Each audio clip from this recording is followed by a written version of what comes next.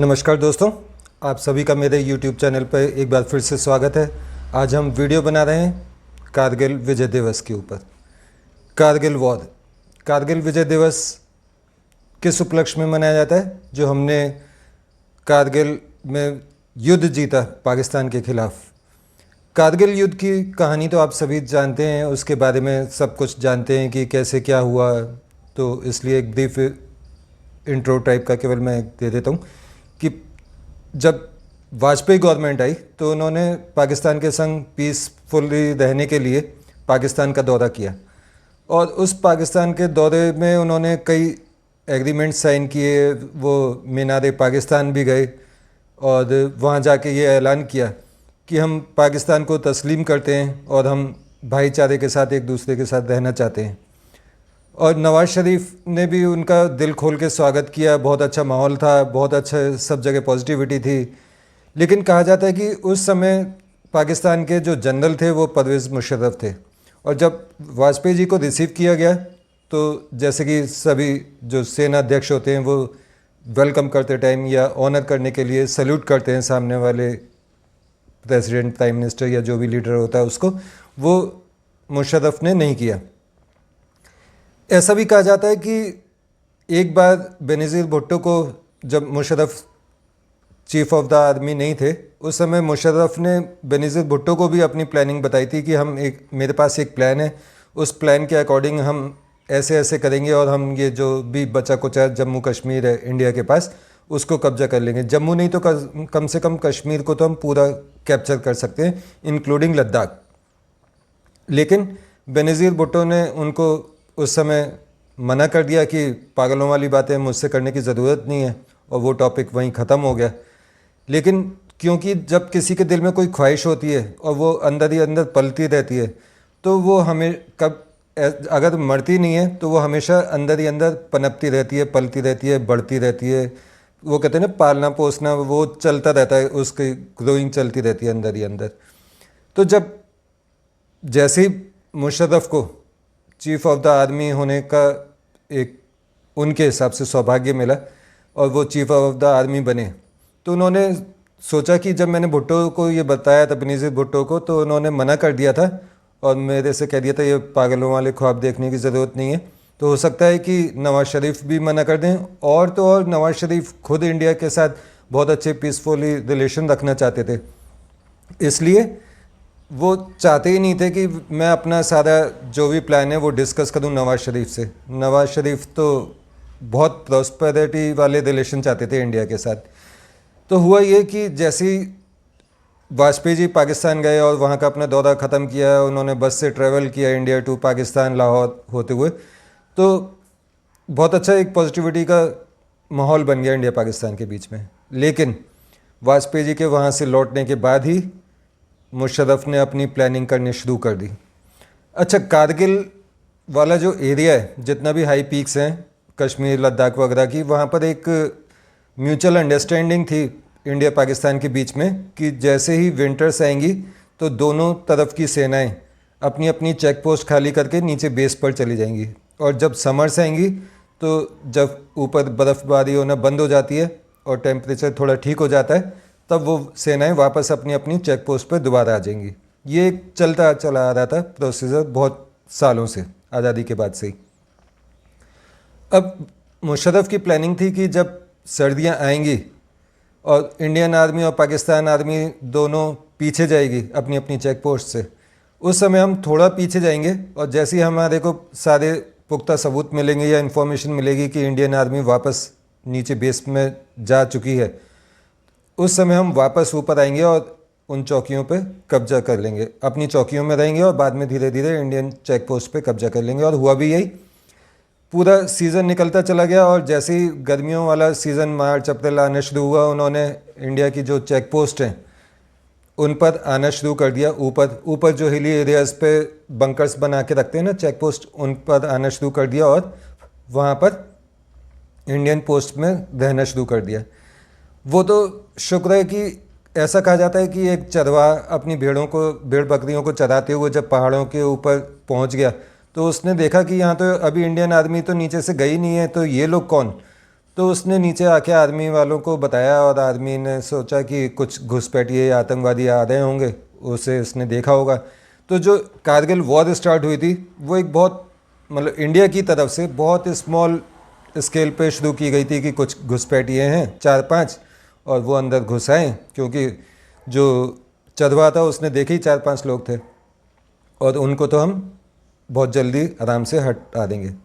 फिर धीरे धीरे करके आर्मी उनको भगाने के लिए या उनको मारने के लिए जब पहाड़ों पर चढ़ने लगी और ऊपर से भारी गोलीबारी स्टार्ट हुई, फिर बाद में गोलाबारी स्टार्ट हुई, तब आर्मी को लगा कि ये आतंकवादी नहीं है, ये इसके पीछे पाकिस्तान की आर्मी ही है।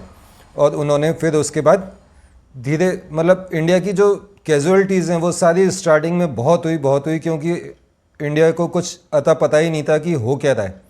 अच्छा, इसमें एक और इम्पॉर्टेंट बात यह है कि जो आजकल अभी जैसे अमेरिका के एम्बेसडर हैं, उन्होंने एक गीदड़ भभकी दी न्यू दिल्ली की एक कॉन्फ्रेंस में, डिफेंस एनक्लेव एक कॉन्फ्रेंस चल रही थी उसमें, कि अगर इंडिया चाइना की वॉर होती है तो रशिया चाइना का साथ देगा और अगर इंडिया रशिया के साथ मिला जुला रहा तो अमेरिका इंडिया का साथ नहीं देगा।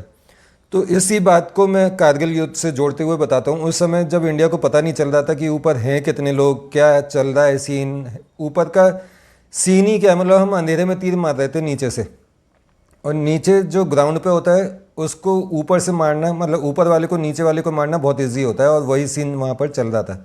और हमें ये भी नहीं पता था कि वो लोग कितने हैं, आर्मी है या आतंकवादी हैं या उनके पास क्या गोला बारूद है, कुछ नहीं पता चल रहा था। तो इंडिया ने अमेरिका से रिक्वेस्ट की कि आप हमारे को सैटेलाइट से जो व्यूज़ होते हैं नीचे के दृश्य वो भेजिए, इंफॉर्मेशन दीजिए। तो उस पर अमेरिका ने साफ मना कर दिया कि हम इसमें इन्वॉल्व नहीं हो रहे हैं और हम कुछ नहीं दे सकते आपको।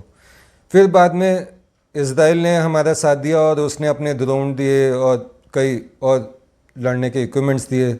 उन ड्रोन से हमारे को पता चला कि ऊपर क्या कंडीशन है। तब इंडियन आर्मी को एक्चुअल कंडीशन पता चली कि ऊपर बहुत लार्ज स्केल पर पाकिस्तान की आर्मी है।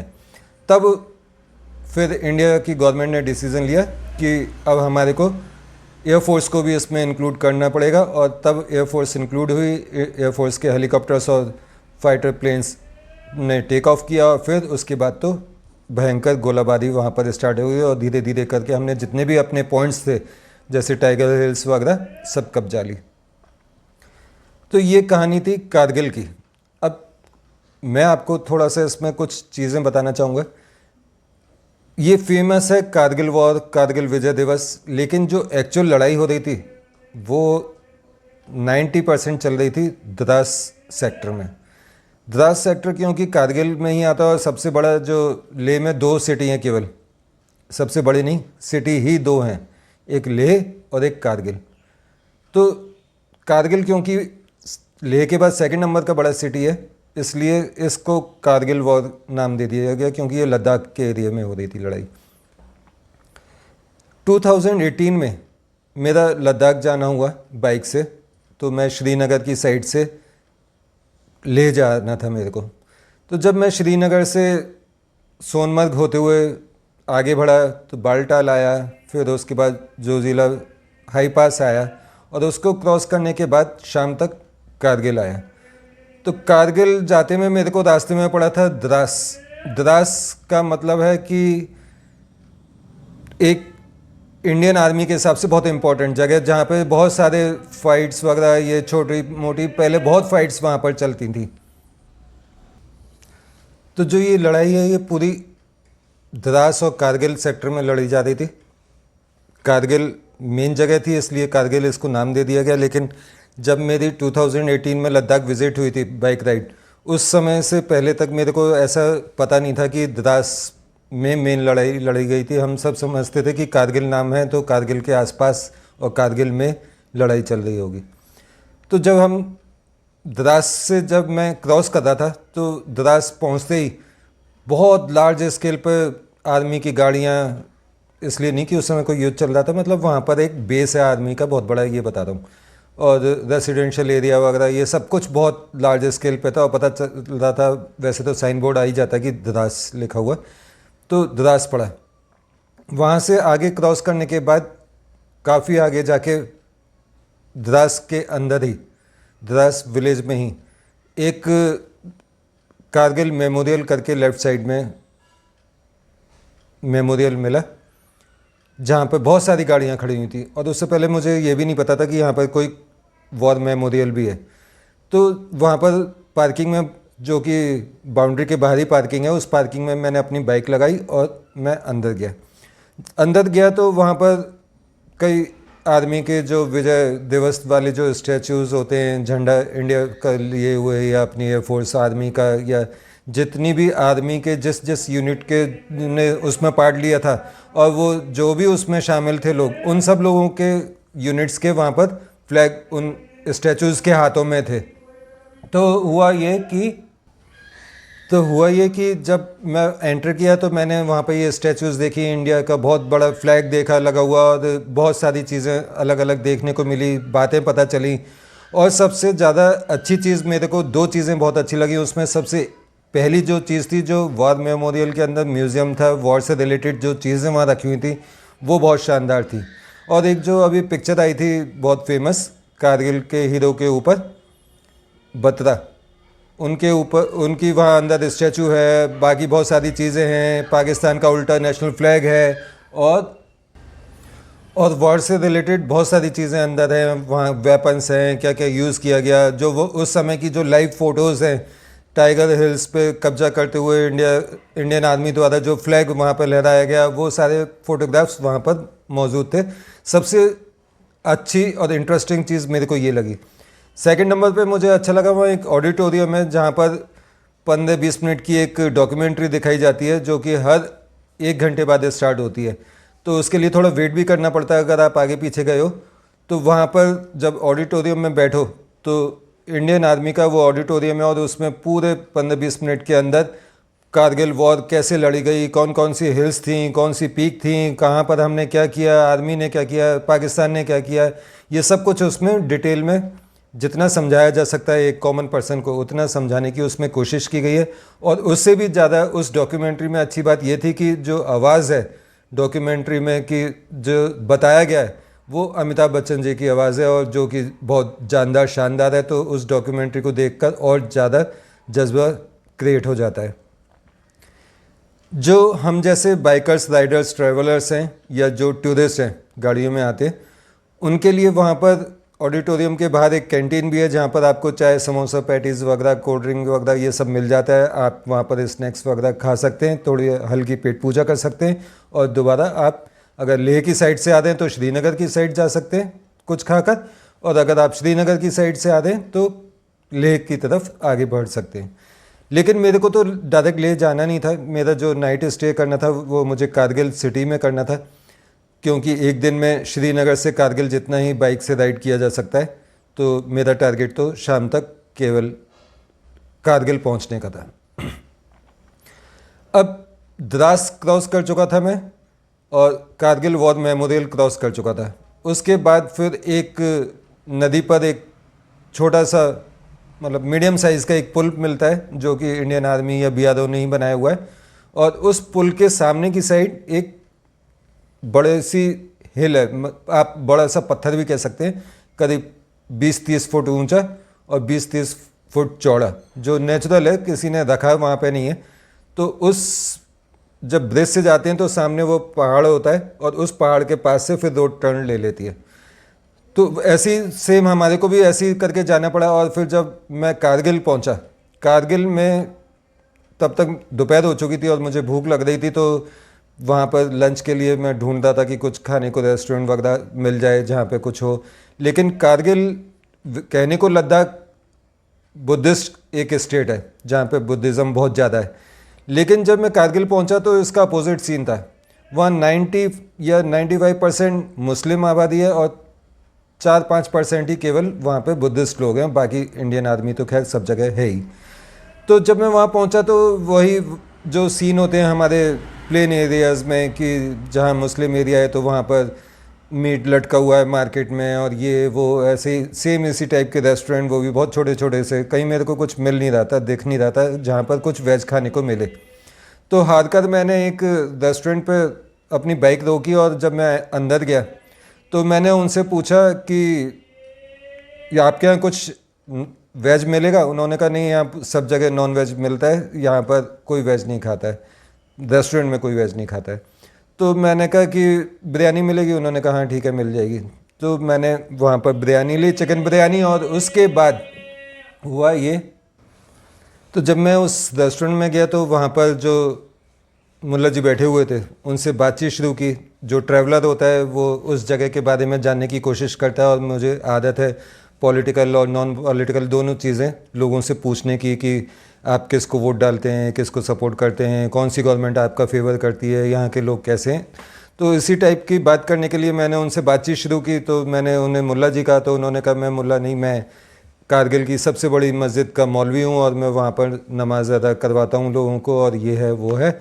और उन्होंने अपने बारे में बताना शुरू किया।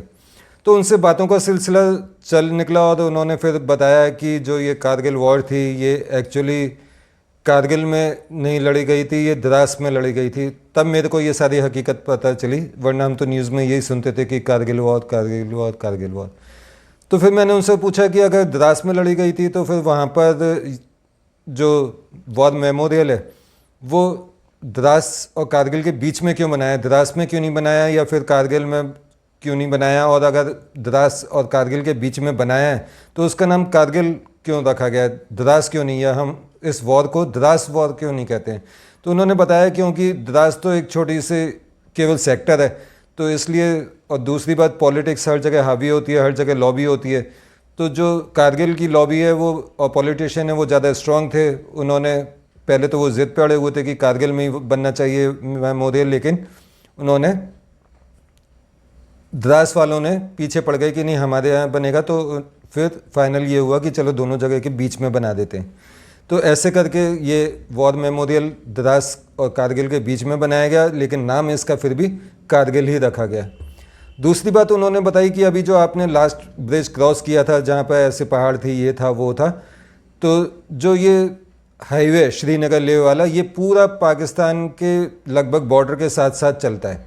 मतलब उन्हें 2-3 पहाड़ केवल इस साइड इंडिया की साइड आना है और वो सीधा अटैक कर सकते हैं इंडियन नेशनल हाईवे NH1 पर, जो लेह और श्रीनगर को इकलौता मार्ग है जो जोड़ता है। ऊपर नॉर्थ वाली साइड, दूसरा मनाली की साइड से भी लेह को जोड़ता है, लेकिन मैं ऊपर वाले NH1 की बात करता हूँ। तो यही प्लानिंग थी मुशर्रफ की भी कि हम उन पहाड़ियों पर आ जाएंगे, और जब युद्ध शुरू होगा तो हम ऊपर से इंडियन आर्मी को मारेंगे, धीरे धीरे इनके सारे ब्रिज और रोड तोड़ देंगे, तो इनकी कनेक्टिविटी सारी लेह में ख़त्म हो जाएगी। उसके बाद हम वहाँ पर अटैक करेंगे, और वहाँ पर पाकिस्तान की आर्मी के पास सारा लद्दाख और कारगिल, द्रास वगैरह ये सारा एरिया पहुँच जाएगा, और वो कब्जा कर लेंगे, दोबारा मिला लेंगे।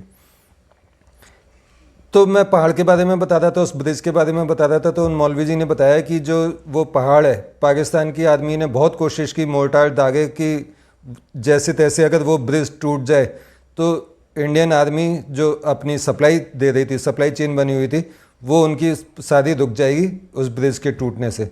तो वो बहुत गोला बारूद उस ब्रिज पे मारने की कोशिश कर रहे थे, लेकिन जितने भी गोले गिरे वो जो ब्रिज से पहले और काफ़ी ऊंचा जो 40-50 फुट ऊंचा पहाड़ था छोटा सा, उस पर सारे गोला बारूद गिरा, और सारे की सारे उस पर गिरे, या फिर ब्रिज क्रॉस करके आगे जो सामने दूसरी पहाड़ थी उस पर गिरे।